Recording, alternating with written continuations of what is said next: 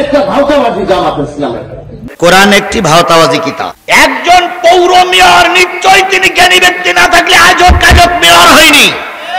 এই কথা বলেন, সেই ব্যক্তি যখন কোরআনকে ভাওতাবাজি কিতাব বলল, নিঃসন্দেহ লোকটা জেনে বুঝেই কথা বলেছে। যে দলের লিডার তিনি সেই দলের নেতা এবং নেত্রীর কাছে আমাদের আবেদন, অনতি বিলম্বে এই নেতাকে দল থেকে বহিষ্কার করুন। এবং পুলিশ এবং আর্মি ভাইদের কাছে আমাদের দাবি, এই নেতাকে গ্রেফতার করুন।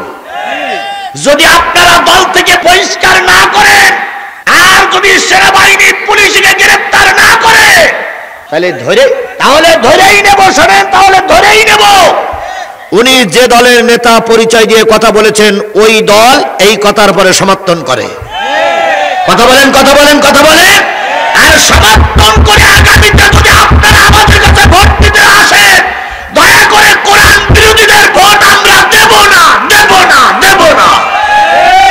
মোংলা বন্দরের জুলফিকার বলে একজন লোক, তিনি হচ্ছেন মোংলা পৌরের সাবেক পৌর মেয়র ছিল। তিনি একটা বক্তব্য দিয়েছেন, কোরআন একটি ভাওতাবাজি কিতাব।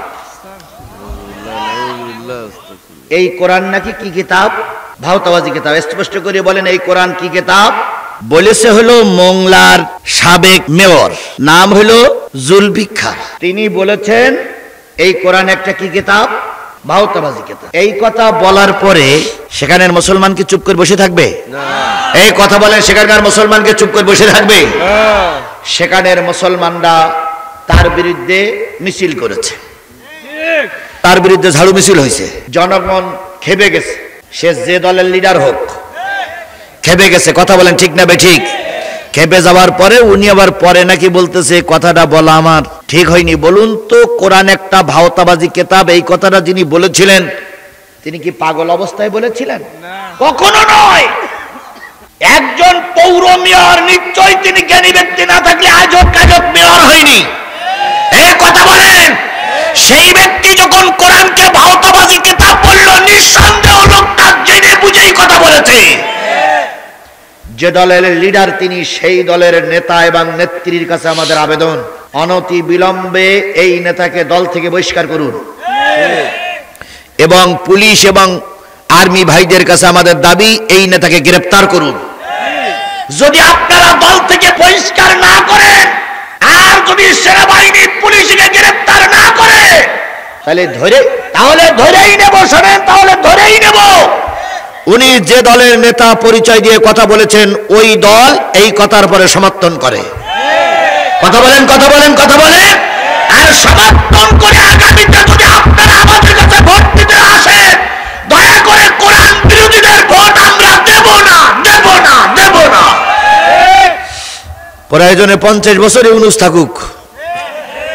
কথা বলেন, প্রয়োজনে ইউনুস আরো 50 বছর থাকুক, তবু ইসলাম বিরোধী, ধর্ম বিরোধী, দেশ বিরোধীর হাতে আমরা ক্ষমতা তুলে দেব না।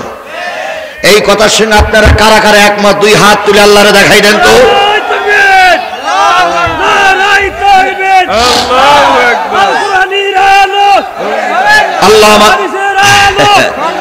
আল্লাহ আমাদের কবুল করুক, আল্লাহ আমাদের কবুল করুক।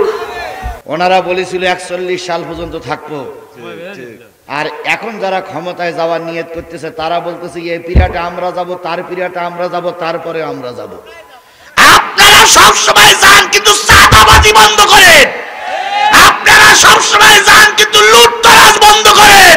কারণ লুটতরাজ চাঁদাবাজি যদি চলে, আওয়ামী লীগের যে দশা হয়েছে, জামাত বিএনপিরা যদি চাঁদা নিয়ে রাস্তায় নামে, ওদের অবস্থা আওয়ামী লীগের মতনই হবে। আমরা কোনো চাঁদাবাজি দেখতে চাই না। এই কথা বলেন, আমরা কোনো চাঁদাবাজি দেখতে, আমরা কোনো সন্ত্রাসীর ক্ষমতার মস্তদে দেখতে চাই না। কথা বলেন ঠিক না বেঠিক?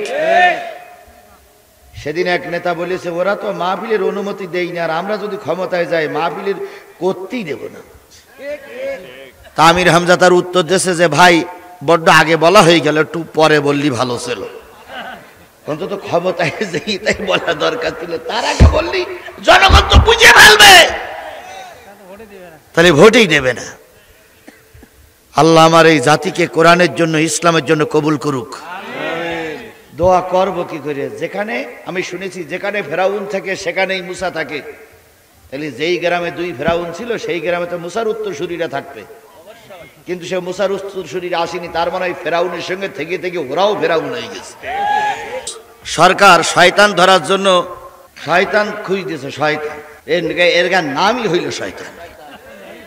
যে গোটা পালাইছে গোটাও শয়তান, আর যে গোটা এখন এলাকায় আছে গোটাও শয়তান, ও প্রধানমন্ত্রী শয়তান আর ছোট নেতা ওটাও শয়তান। এই জন্য শয়তান ধরার জন্য ভাই তারা না অভিযান চলতেছে, শয়তান ধরার অভিযান চলতেছে। ইউনূসকে বলি চালিয়ে যাও বাবা, চালিয়ে যাও, 18 কোটি মানুষ তোমার সঙ্গে আছে। কথা বলেন, কথা বলেন, কথা বলেন। আওয়ামী লীগের মা ছিল না শেখ হাসিনা? এই কথা বলেন, শেখ হাসিনা আওয়ামী লীগের মা ছিল না? এই কথা বলেন, শেখ হাসিনা আওয়ামী লীগের মা ছিল না? কি কায়দায় বলতেন? উনি হলেন গণতন্ত্রের মানস কন্যা। তাহলে গণতন্ত্রের মানুষ কন্যা যদি এত অমানুষ হয়, তাহলে গণতন্ত্রের অমানুষ কন্যা কোনটা? উনি প্রায় মাইক ধরে বলতেন, আমি আপন হারা বেদনা বুঝি, মানাই কি বলিনি বলিনি বলিনি। এত মানুষ কন্যা, এত দরদি নেতা, অথচ দেখা গেল সেই নেতাটা সবার আগে পালায়ে গেছে। খালেদা জিয়া ছিল আপসীন নেত্রী। খালেদা জিয়া সারাটা জীবন এই দেশে কাটিয়ে দিল, বিদেশে পালানোর নিয়ত করিনি। কথা বলেন ঠিক না বেঠিক? বাংলাদেশ জামাত ইসলামের শীর্ষস্থানীয় নেতাদের ফাঁসি হলো, এমন কোন নেতা কর্মী নেই অগণিত মামলা হয়নি। কথা বলেন ঠিক না বেঠিক? ছাত্র শিবিরের যুবকদের ধরে নিয়ে চোখ তুলে ফেললো, হাতের নখগুলো তুলে ফেললো, ইঞ্জেকশন দিয়ে মেরে দিল, 3 রাস্তার মুখে মেরে দেওয়া হলো। বাংলাদেশ জামাত আর বাংলাদেশ ইসলামী ছাত্র শিবির ময়দান ছেড়ে পালিয়ে যায়নি। বিএনপিও পালিয়ে যায়নি, জামাত ইসলামও পালাইনি। আর ওনারা প্রায় বলতেন আমরা পালাই না।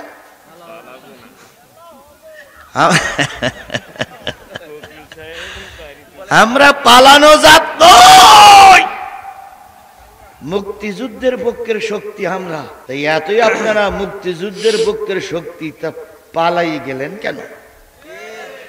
বন্ধুগণ, পৃথিবীর সবচেয়ে আল্লাহর পরে আপন লোক হয় মা। সেই মা যদি সন্তানকে বিপদে ফেলাই পালাই যায়, বুঝতে হবে ও মা নামের রাক্ষসী। আওয়ামী লীগের নেতা কর্মীরা নিশ্চয়ই আমার আলোচনা শুনতেছেন বন্ধু। তোমাদের মা বিপদে ফেলাই